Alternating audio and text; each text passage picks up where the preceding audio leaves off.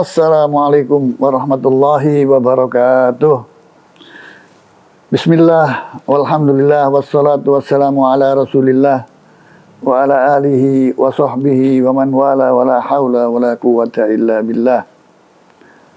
Ma'asyiral muslimin, sahabat muslimin jamaah Perti yang senantiasa diberkati dan dirahmati oleh Allah Subhanahu wa taala. Di dalam suasana kita menjalankan puasa di bulan suci Ramadan ini, marilah kita sama-sama merenungi apa yang pernah diwasiatkan oleh Nabi besar Muhammad SAW. Dan jadikanlah wasiat ini sebagai tips kita, khususnya di bulan ini, untuk kita renungi dan kita coba melakukan muhasabah melalui 5 tips yang disampaikan oleh Nabi besar Muhammad SAW. Yang pertama adalah Irtanim khamsan qabla khamsin. Ambillah 5 kesempatan sebelum 5 kesempatan lainnya datang. Yang pertama adalah syababaka qabla haramika. Masa mudamu sebelum masa tua kamu datang. Jadi masa muda ini masa emas yang luar biasa. Oleh karena itu orang tua harus mengawasi anak-anaknya. Banyak yang anak-anak muda sekarang ini menjadi korban kejahatan. Apakah itu kejahatan narkotika, kejahatan miras, kejahatan pembegalan, kejahatan geng motor. Semua yang terlibat anak-anak muda.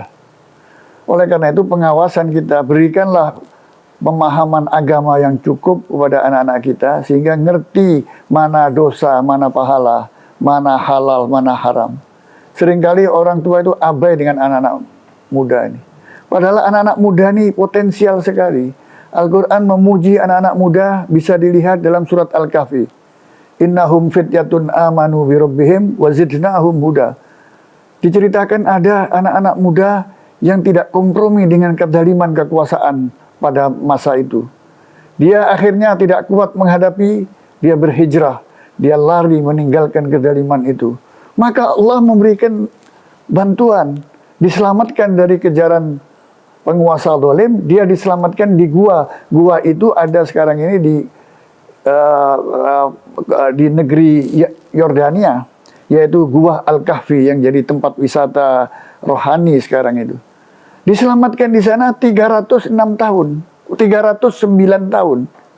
Sehingga ketika dia sadar bersama seekor anjingnya, itu sudah berubah, kekuasaan sudah beberapa kali. Dan uang yang dia pegang sebagai bekal, itu sudah tidak laku lagi.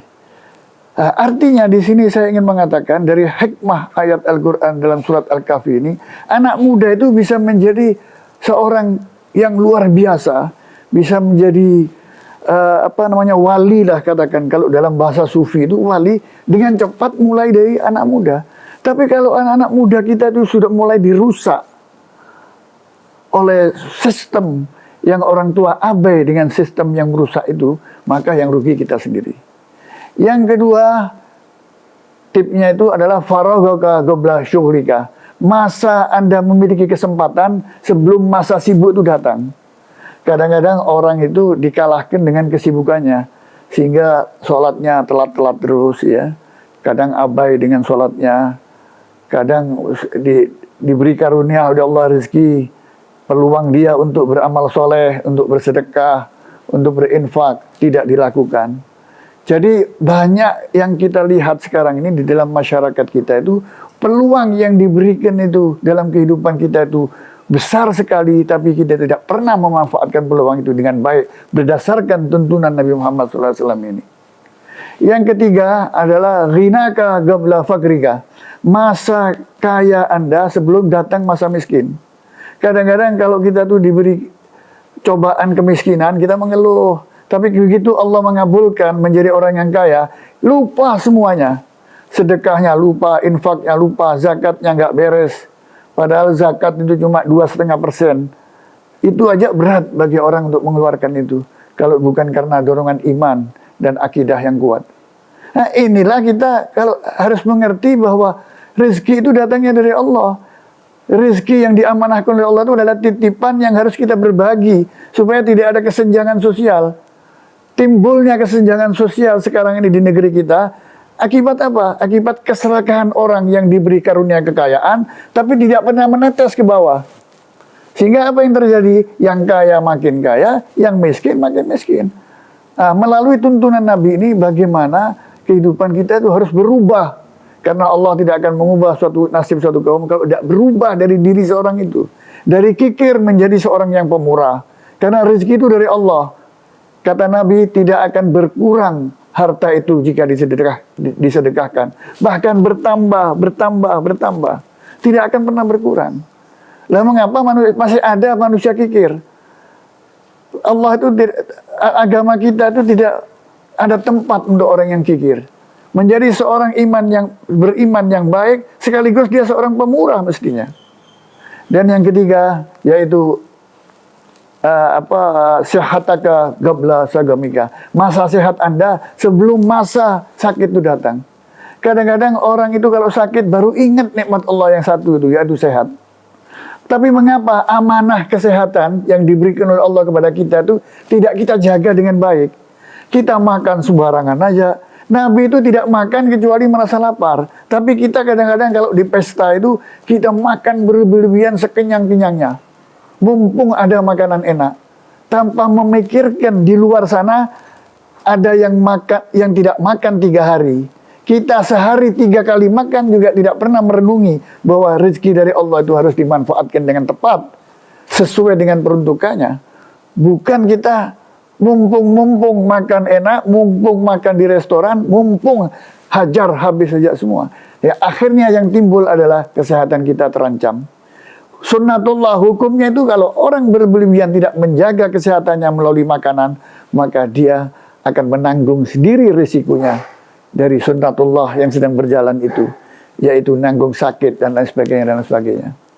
Dan yang terakhir, yang kelima adalah hayataka qabla mautika, masa hidup Anda sebelum masa kematian itu datang.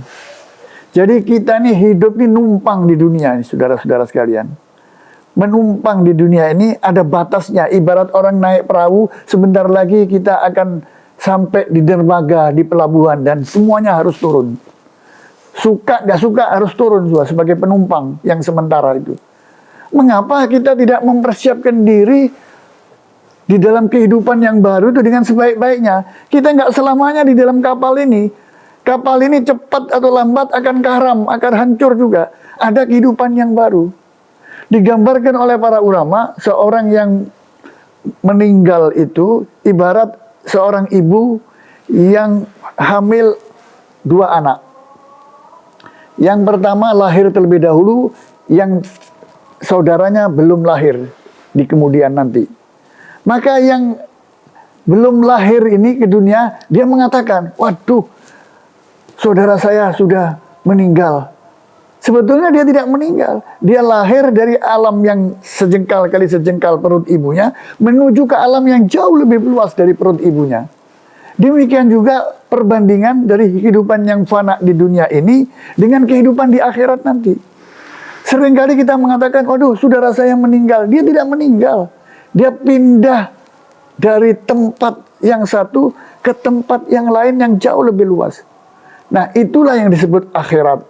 Akhirat itu adalah kampung kehidupan kita yang terakhir lagi. Tidak ada lagi alam yang lain yang akan kita huni sesudah alam akhirat nanti itu.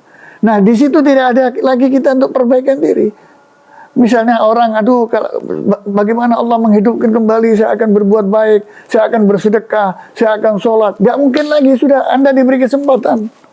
Manusia itu diberi kesempatan, diberi akal pikiran, diberi hati sanubari untuk memilih.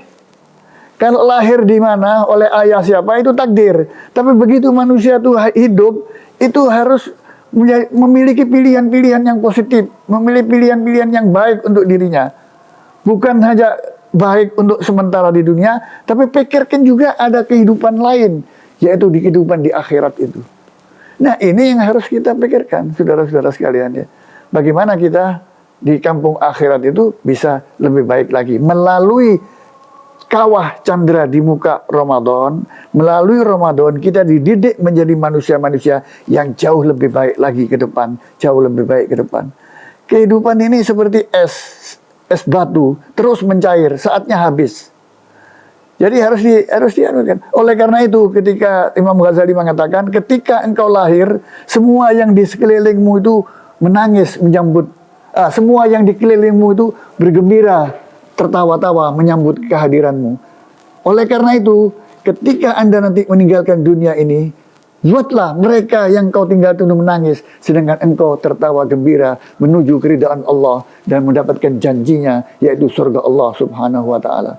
Hadanallahu ayakum, semoga ada guna dan manfaatnya. Wassalamualaikum warahmatullahi wabarakatuh.